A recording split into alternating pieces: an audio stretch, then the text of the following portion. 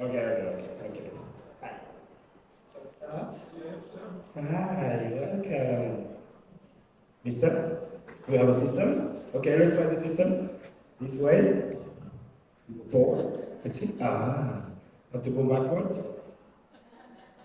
Hey, welcome to this lovely masterclass with these beautiful people at these beautiful rooms, with these beautiful places. My name is Jonathan. I will be at your service and to your service. So, the Rum Collective Innovation for the Birthplace of Rum. Okay? I introduce you first, ladies first, Lisa Farara, Managing Executive Director, most powerful woman in the Caribbean, running English Travel Distillery, San Alexander, come on, G, man, the man behind Jamaican's finest and most beautiful rum, and a very special Don, the maestro, running Barbados States Distillery rum. So, I give you to them, and they're gonna say better things than I will. So, up to you. I'll be a spectator. Listen, yeah. So, thank you everybody for coming today. So today we have put together a comparative visit through the Caribbean. So we came together and thought what would be interesting would be to show you guys here the origins of the beginning of our distillates, and to then look at the evolutions of them from the perspectives of 3 different islands and the different rums that we make there. So we would start at the very beginning. So origin is really where we were starting, and so I guess when it comes to origin, we go to the guy who has sugar estate. Yeah, well, thank you for that introduction, Lisa. I think, for all of us, just to dial it back a little bit, we're all here together as a collective, obviously the Rum Collective, but, I think rum is one of those categories where we're broadly painted as the same category, when there's, even though we're close by and culturally, historically, we share a lot of, there's a lot of parallels between our islands, but when it comes to our rum styles, we're all very unique and very different. So you're going to hear from myself in Jamaica, which, if any of you are familiar with the island, we're very, what's the right word? Assertive, I think, with our, when it comes to like our music, our dance hall music is very bass heavy, it's very in your face, our food, everything's very loud in Jamaica. I think, as much as my friends from Antigua and Barbados don't want to admit it, they love Jamaica. So I'll give Zan back the microphone. Sorry, my name is Don. Barbadians can be a bit like that, but after we had a good glass of rum.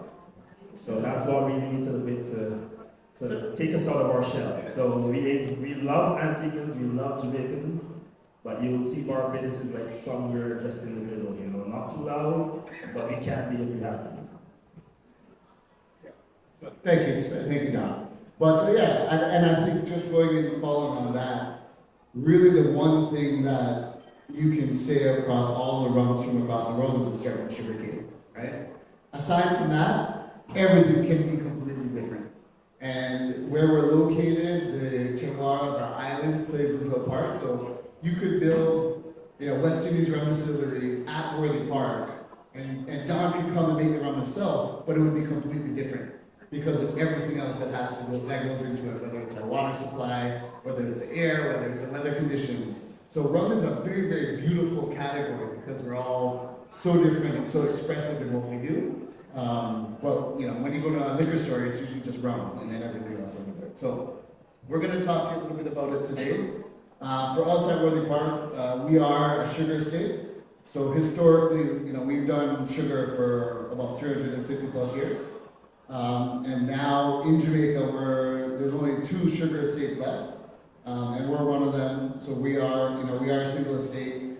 So we have about 4,000 acres of cane, and about 9 farms that we have growing cane supplying us.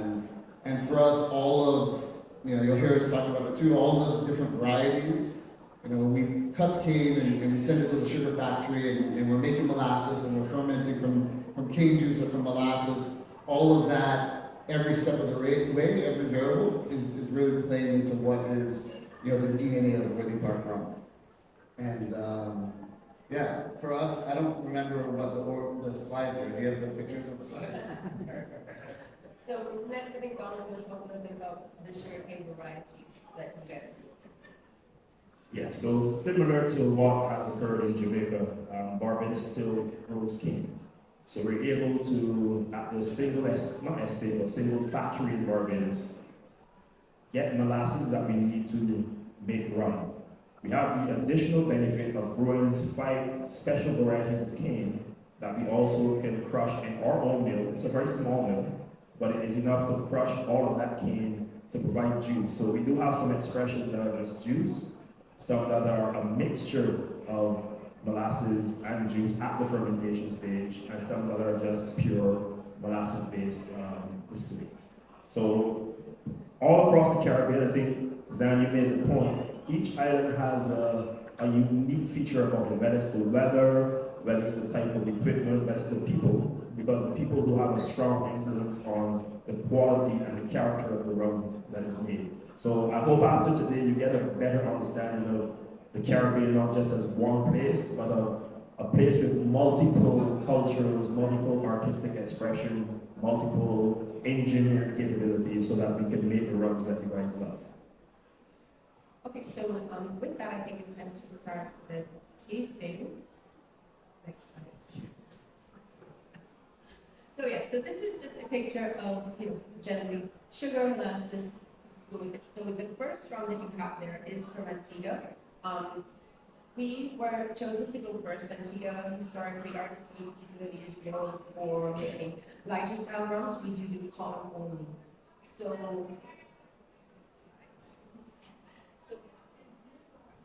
oh yes, I guess I should. And next, kind of often, okay.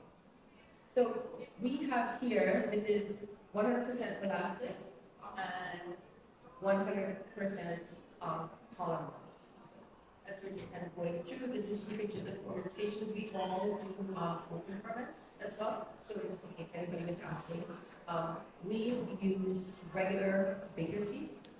Different people do have different yeasts that they use, which we can get to. So I mean, if you notice this, you'll see that it doesn't smell like a vodka, right?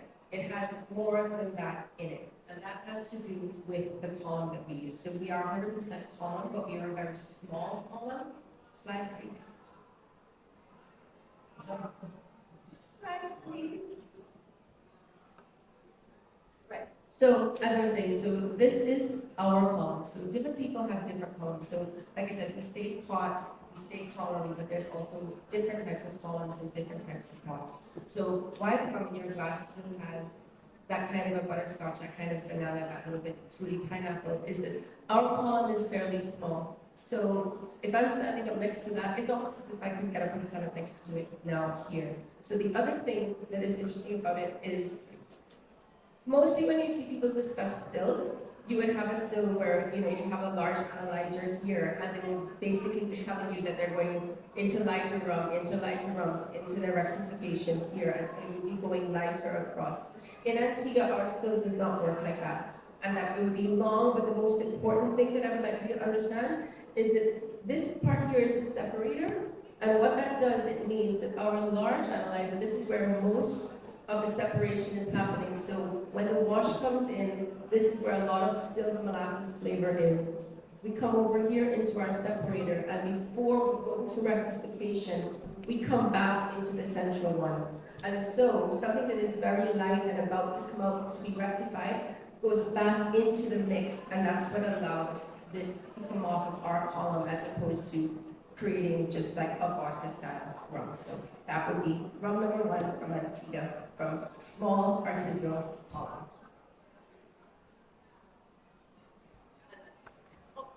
That's just it right there. So, in case you wondered about our molasses, we don't have a big sugarcane field, but this is our molasses tank here. So we get molasses twice a year, and we open source. And then it is piped down to our distilleries, these are our fermenters, and that is our still. So it is fairly new. Okay, so before we, did you want to take them through tasting sample one?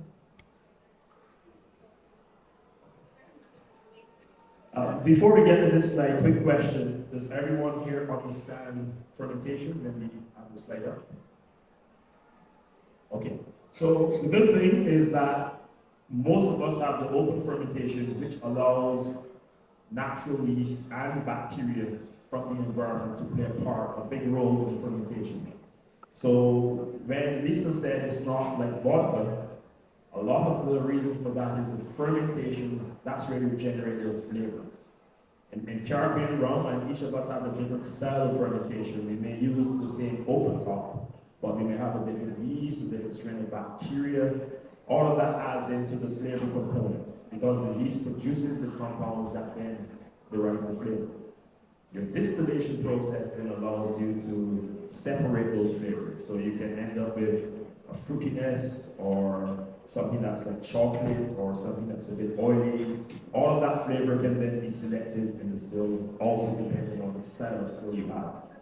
So for us, it all started in 1893. The picture on the screen there is the founder of West Indies Rum Distillery.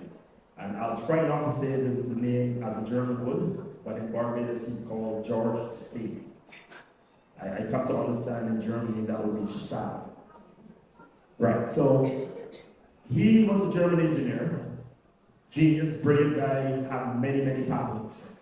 And he had a dream of making the best quality rum in the world, and he chose to come to Barbados. And he introduced the column still to Barbados. Prior to that, we only had pot stills being operated.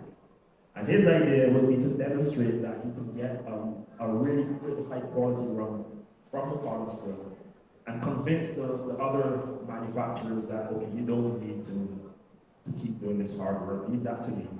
I'll sell you the rum, you make your brands, you do what you're good at.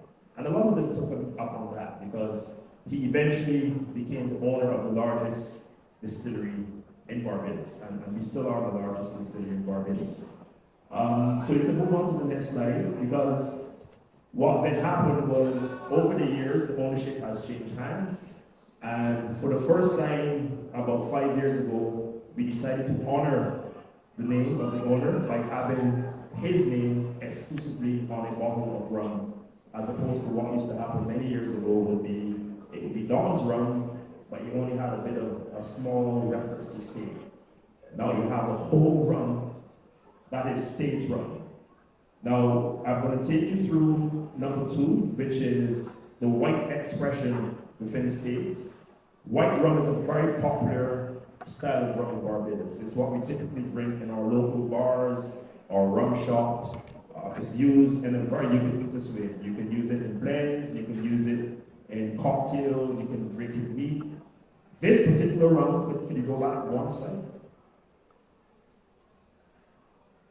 Right, I shouldn't really say, one of the beauties about this rum is a blend of column still and pot still. Lisa would have referenced that they're making it column still style. In Barbados, a lot of our rums are a blend of column still and pot still, where we can bring back some of the flavor elements from the pot still into the column still. You can move on. And finally, this rum is finished or rested, I should say, mellowed in a large vat, wooden vat, for 3 months. What that does is it really takes out some of the edginess that a fresh distillate would typically have. So you have a rum that's made on some very old equipment, very special equipment, 2 styles of rum, rested in a wooden vat to give you what you taste here. And it has a crispness and a sense of fruitiness, but it's not overpowering fruity. It's not ripe fruit, it's more like fresh fruit. And it is very smooth on the palate. All right, Jonathan, can you link that in so change it? All right, so now what's really cool about us three up here is we started with just column still, right, which we saw, and then with Don we went to a pot and column blend, And then now at Worthy Park, we only do pot still. So when we rebuilt our distillery in 2004, and when we went back into the distillation game, we decided to put in a pot still as a kind of a homage to the traditional, authentic way of making rum in Jamaica, where we used to only use pot stills on the island until about the 70s, when a lot of the trends in rum styles were getting a lot lighter. So the distilleries on the island started doing the blend of pot column, which pretty much carried through until we started releasing our pot still rum in 2007. So that's when we kind of got back into the rum game. So, but with that, we take our molasses or our cane juice, because we are making rum from cane juice now, and we ferment it, and we do our fermentation from 30 hours up to 3 weeks. So 3 weeks, is one of the hallmarks of Jamaican rum is long fermentation. So we do that, and again, it's not only in Jamaican rum that happens, but it's definitely a common trait in Jamaican rum. And we can go up to 3 weeks with our fermentation. So that long fermentation time allows all those esters and congeners to develop. And when our fermentation is done, then we take that, what we call dead wash, and we send it to our pot still. So this pot, you can look at it as, some would refer to it as batch distillation, because we put a certain amount of liquid into the first pot, and we put 18,000 liters, and it gets heated and evaporates and goes into what is the low wine retort. And then, so now you're concentrating the alcohol, you're concentrating all the flavors in there. You do it one more time, and it goes from what would be the middle pot to the one on the left there. And it's now about 60% ABV, so you've concentrated more esters, more alcohol, and then we do that cycle one more time. So it is almost like 3 distillations in one cycle. And then we do our cuts at 85 to 87% alcohol by volume. So much lighter in terms of the ABV than what the columns can do, but much heavier because we're trying to capture all of those esters and congeners, because that's what our style is. That's a Jamaican style of rum. That is a Worthy Park style of rum. So in glass number 3, can't count, thank you. Glass number 3 is Worthy Park Overproof. So we came out with this about 1.5 years ago, and when we came out with this, what we tried to do is really, again, we kind of lead in at the beginning about innovation in rum and doing stuff differently. And how we wanted to do it was taking some of that cane juice distillate that we're fermenting and blending it with some of our rum, our molasses-based rum. So it is 63%, so it is still going to be hot, but our blending team is super talented, and it does give, it is a lighter. I mean, it's still 63%, but it is relatively lighter than I think you would expect for that high proof. So we're just trying to, again, push the boundaries of what Jamaican rum can be, and what the traditional concepts of what Jamaican rum should be. And this picture here is a sign. It's a sign. You can see that. It is not mine. But it is. Have any of you been to Jamaica? No? No? I guess I forget where I am sometimes, but I guess we're a little bit far. But there are direct flights to Montego Bay from Germany.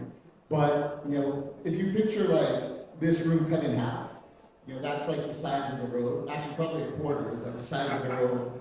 And we don't have these impressive guardrails or anything on the sides, so it's pretty much just off a cliff. And then you have, for half the year, when it's sugar season, we have 18-wheeler trucks, going up with cane, some of them coming down empty or coming down with trailers of rum or sugar, and they're navigating this really windy, twisty road. So it's a game of, you have to wind down the windows, and you have to drive, turn off your music. It's like when you're parking, you turn off your music so you can park properly. You have to turn off your music so you can drive, and you're literally beeping your horn the whole way around. And occasionally you're coming, you have to stop and reverse and let the truck come. And it's this like impressive little game of navigation that you have to do. But so after you do that for about 15 minutes, you come to this lookout point, that we call it, and that is the sign that's there to Villa Velitas, and it overlooks our valley, and it's about 10,000 acres total land that we have. and we're surrounded by mountains, so it really is like a little micro environment that we're at. It is a bubble. Like I live out Worthy Park, and sometimes I don't even drive out of the valley for like weeks at a time. Yeah, and when you make that turn, you're overlooking it, and it looks like that. Does everybody, I guess if you're old like me, you remember Lion King, the movie Lion King? I see a couple, I know who's over 30 right now, but everyone that's smiling. And you turn the corner, and it's like in Lion King when Mufasa's like, everything the light touches is yours. It's like, everything the light touches is Worthy Park. Because we are in the valley. So that was my cheesy dad joke for you for today. And I'll get back to the rest. Yeah. When last I watched Lion King, I actually have it on my computer, and I sometimes when I'm on those long flights, I'll just put it on play. Fast forward when Mufasa dies. But anyway, back to the rum that's in your glass, because taking up everybody's time. On the nose, it's super. You get that vegetal, grassiness. Dare I say, it's a Jamaican agricole style rum. Just to upset my friends who. Audrey's not gonna listen to me. But yeah, I like to vulgar because I call it Jagricole and Jamaican agricole, but the French don't really like that too much. Yeah. We're going to end up in French jail. Exactly. I had to make sure I'm not at Rumfest Paris when I said that. So I'm in Germany, I'm good. But yeah, it is, that's our latest one. And shameless plug, it was one of the top 4 finalists for Spirit Awards Best New Spirit. But we lost, I won't tell you who we lost to, but he's sitting up on the stage beside us right now. I'll spare another more. But yes, enjoy. Well, we're not moving forward until everybody finished the class. So when everybody finished the class of number 3 Jamaica, like this guy, we will move forward. I've been waiting here. We're not going anywhere. Take your time. No. That's the show. Come on. Okay. Hey, sexy man. Even line up.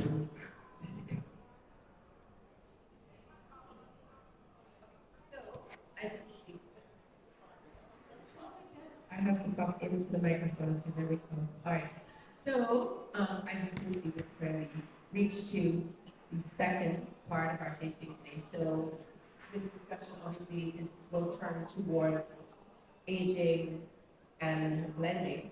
So, Dan Cheshire 63 makes sugar is 100% sugarcane or molasses and sugarcane blend. So we tried to keep it together to keep it moving. So what we decided to show you, this is a picture from our aging house. So I mean, we have to frame things because we are actually a very small distillery. Of all the distilleries up here, Antigua Distillery is the smallest. So that's our aging house where we currently have 8,000 barrels aging in the reed hold there. So occasionally, and it's very, very, very rare, but we are happy to be able to show it here today, is we brought a bottling that we actually do for Germany. So what you have in glass number 3 is a very special bottling that we do here. Oh, sorry, number 4. Number 4 is a very special release from Antigua. So what you will see here is, if you can go back to number 1, see, we don't really make the super high concentrated ones. What we kind of are concentrating on is the fruitiness that comes out of our column. You want to go to the slide on the work? No. So, like I said, what you have in number 4 is an evolution off of this, but because we have one column, we don't have multiple stills, we kind of operate a little bit like a Scotch whiskey distillery in that we make one rum every day. And then our difference is we can make changes to our ferments. We can change the pressure up and down on our still, which will then give us different distillates coming off of the same thing. We don't take different cuts, but we can make adjustments. So what you have in your glass is what we call a high congener series, which is a rare release from us, and we do it exclusively for Germany. This would have come off of a longer ferment, so we can mess with ferments as well. We have one fermenter that we just do long ferments for experiments in, and this is one of them. So how we do this bottling here is we do cask selections in Antigua. They come up to our partners here. Then we select them, and then we go back. They select which ones they would like. We go back to the batch, and then it's bottled straight. So this is a 63% high concentrate from Antigua, and there were 4 casks total of this. So the total thing would have been bottled at one time and sent here.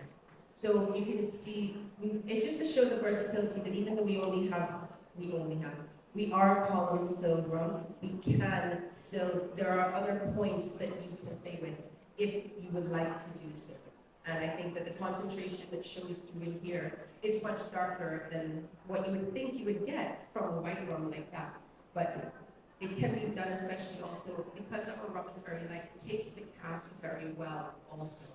So this here, for me, I love it. I think the concentration is good. It shows the coffee, it shows really deep pudding notes, it shows chocolate notes, and so I just invite you to enjoy it.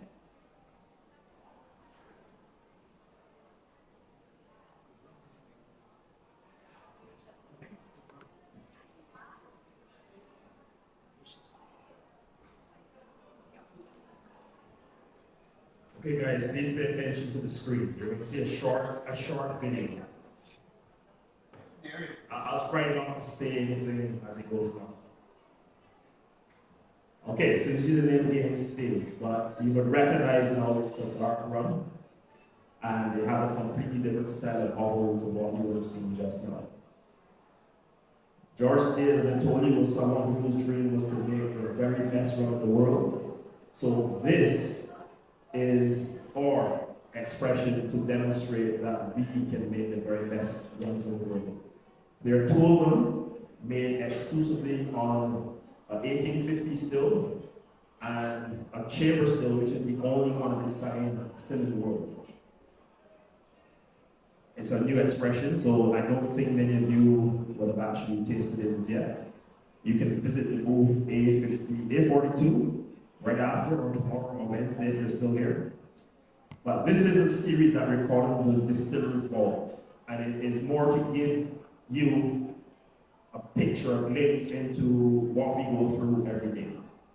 So the first rum you did, the number 2, was a blend of column and pot. That's a typical Barbadian style of rum.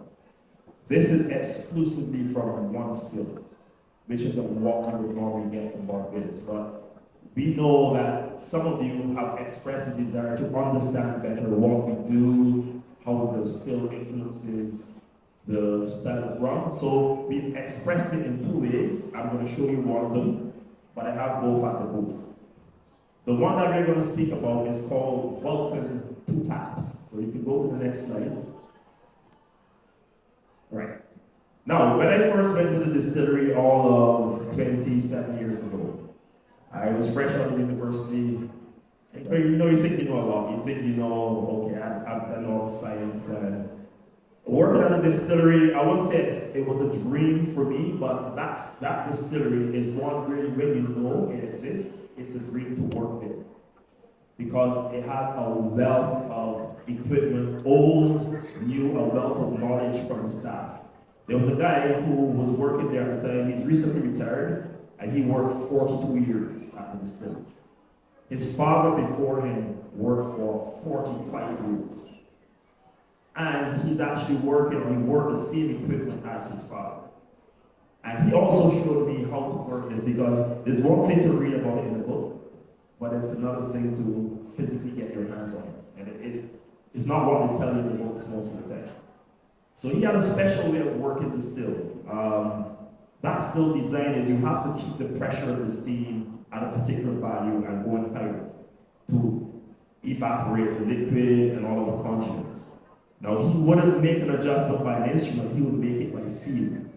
And how he did it, he had a metal rod that he would go up to the still, the valve, and tap it twice. He knew the exact weight to tap it. So that's why we call it 2 taps.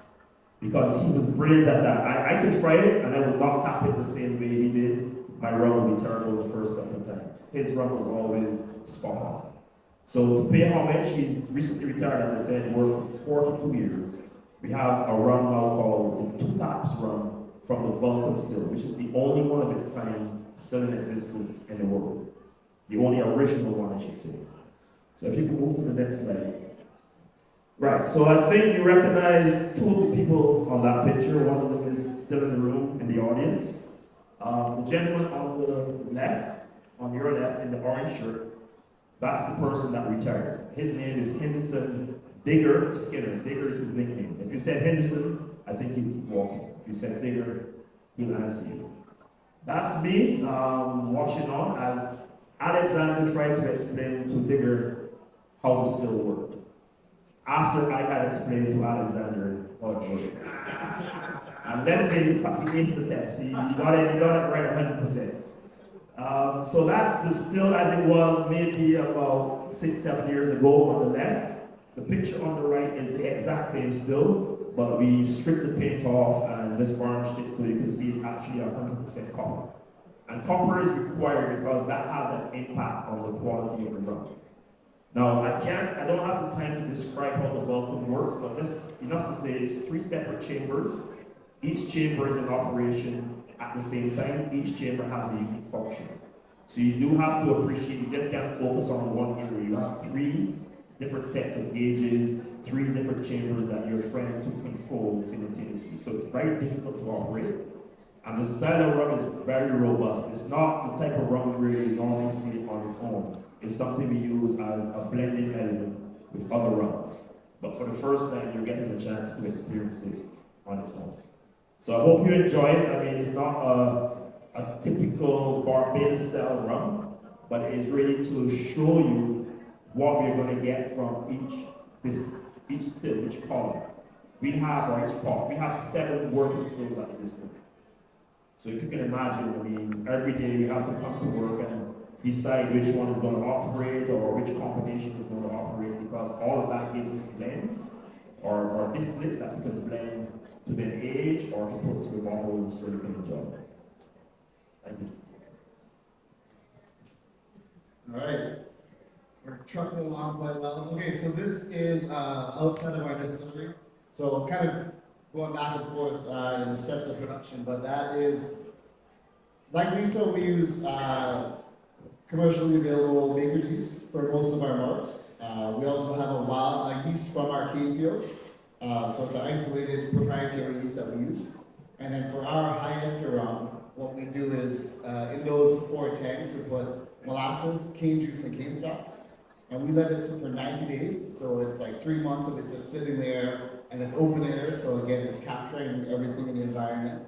And that yeast culture that develops is what we use for our highest rum. So going back a little bit, I mentioned the 3-week fermentation. So we would start with developing the yeast for 90 days, and then that yeast is what we use in the 3-week, up to 3-week fermentation time that we do. So, I guess next slide. Actually, don't we do next slide? Oh yeah, okay. So, yeah. Yes, that's a sign again. I mean, you all remember that slide. But number 6 that you have in front of you, similar to like what Don said, they're showing you just a different style of, not atypical to Barbados in his stage run. In Jamaica, we typically use American white oak barrels. So even with our releases, the majority of any of our age rums that, if you come and drink some with us, is going to be aged in American white oak, but capitalizing on what we saw as different trends and movements in the broader spirits industry, we brought over Calvados, port, Madeira, Marsala, and Cognac barrels, and we started doing some secondary aging at the War Department warehouse. So our warehouse, we have, again, I think, Don, how much barrels do you have aging? At the moment, we have 45,000 and another 20,000 to come very short before the end of the year. Roofing barrel prices have gone down this year. So we have a fraction of that. We have about 13,000 barrels. So I was ready to be on boat sea with my 13,000 barrels, and then Mr. Barbados put me in my place. But just remember, guys, you're having the benefit of 3 Caribbean people telling you what they do. I can guarantee you, All three are high quality. And the number may not be, maybe different, that's not too important. It's the quality, the experience, the culture, what you're gonna get. So I want you to have 13 and get more. I want you to have 8 and get more. We're gonna keep going up. But I can guarantee you that quality will remain. Even if I'm not doing it, the people coming on after, because that's one of the things I've enjoyed working in the Caribbean and seeing. Each master distiller, each technician, whoever, they love to pass on their knowledge to the people coming behind them. So we want to encourage you guys to keep enjoying, because we're going to keep making it and keep encouraging new people to be part of that process. And I think it's a very Western way of passing on information. Like there's still a lot to be said of what's passed down from generation to generation that isn't necessarily written down.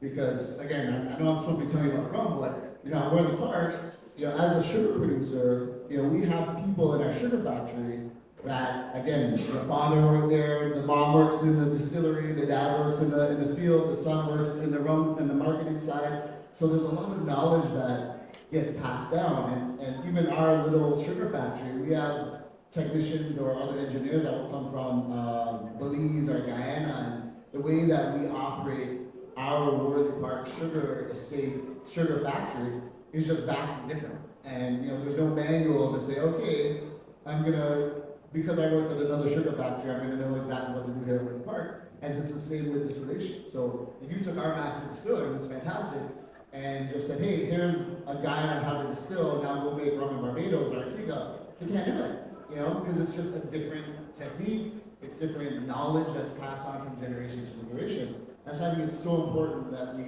all of us and rum producers all over are just being recognized for what they do and what their style is at their distillery, because that's the beauty and the spirit, right? Sorry, my ADHD brain is like all over the place. So, okay, Calvados. So, we brought in a bunch of barrels. That is 10-year rum. Yes, number 6. So it's aged for 8 years in American White Oak ex-bourbon barrels, and then we dumped those barrels into the Calvados barrels that we got. And we don't do these in wide scale, so they're very limited in release. But that is one that we released here in Europe, and this has been very popular for us. And then now we got some more barrels, but I was told we can't call them Calvados anymore. We have to call them French apple brandy. So the name is going to get a little longer on the next release that we do. So it'll be French apple brandy aged rum. Yes, we love a denomination, right, Alexander?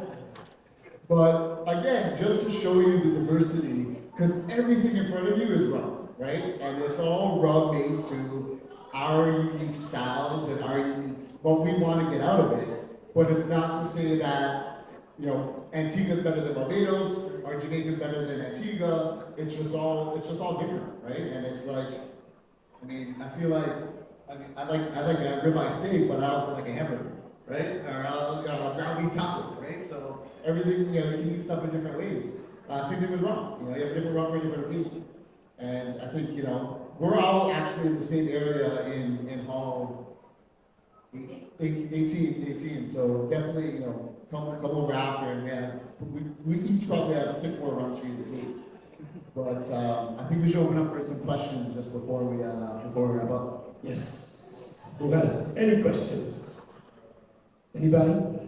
No? There's also no silly questions, so I feel like if you have a question, someone else actually has that question. That has a question. Yes. Well, I was just about to offer a prize to the first question, but you go ahead. Wait, prior to the first question. Which rum of each other's is your favorite?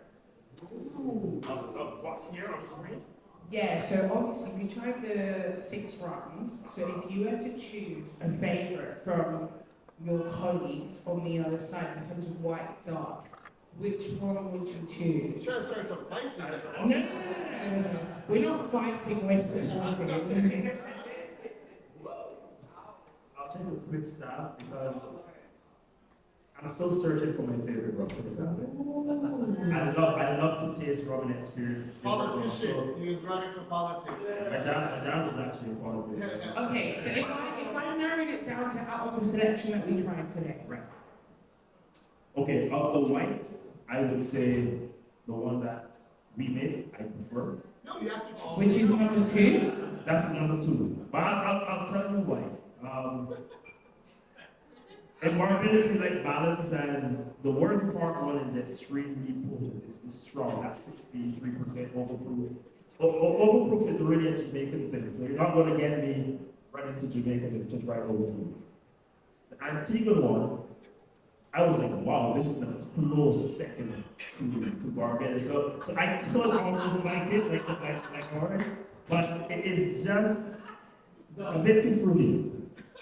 But that's just me. You may love the one from Antigua, you may love the one from Jamaica. So the good thing is we'll both drink what we like and have a good conversation. Okay, let's put it to a vote. So, who prefer the first one? No, I'm kidding. I'm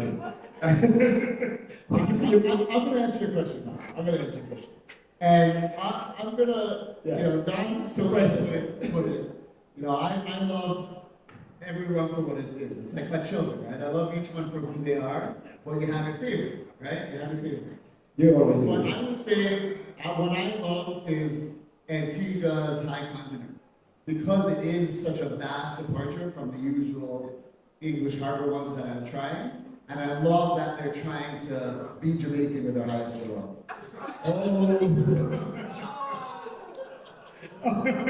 You see what's happening, right? You start to fight already. You see what you did? Huh? Are you happy with your results? You see what you did? Huh?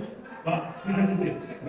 There is a rum. Remember, you saw 2 of the stays on the video.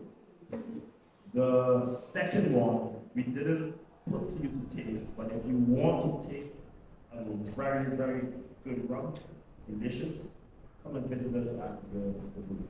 That one we have for you to taste. What's the code of the booth? A42 and Hall 18. 18, 842. That's it. So, I've got another question. Like the Vulcan still, should we see it as a triple plate column still, or is this going to be too technical?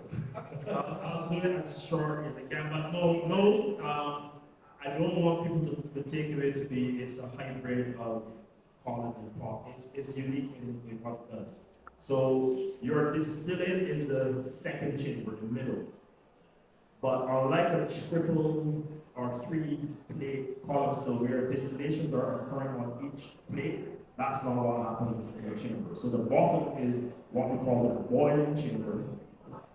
The middle is the distilling chamber, and the top is preheating chamber. So each chamber is doing a completely different function. In a column still, pretty much all of the plates are doing the same thing. You just have maybe a different strength profile as you go up. So it's not the same, definitely not. Okay, interesting. Thank you. Any But more if you questions? want to really, I have some schematics if you want to have a look. I can show you after the presentation. Look for the key, guys. Look for the key. Someone is giving me. I don't have anything to add. What I love to see here is the rum up. Is the fact that, I love all these rums. If you have asked me that question, I'm like, and each one I was licking my fingers, just it's wonderful. You guys are super good and you make me dream. That's what it is. And congrats for bringing these delicious rums. And I don't know if you guys got this, but what I get from this is that, rum giving this incredible Danish tapestry of incredible expressions. Thank you guys for bringing all these delicious spirits. I know Don was proud of his cherry still because it's kind of a freak of nature. I totally agree. In Antigua, what you brought, and this is a delicious rum.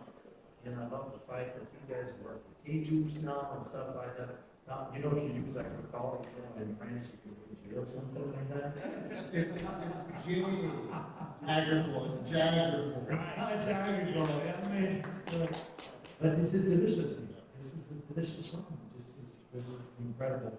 I just want to say this, and that's the exploration of rum. That's the way we should look at rum. I'd love to see you guys just showing us the best of what you're doing. So thank you.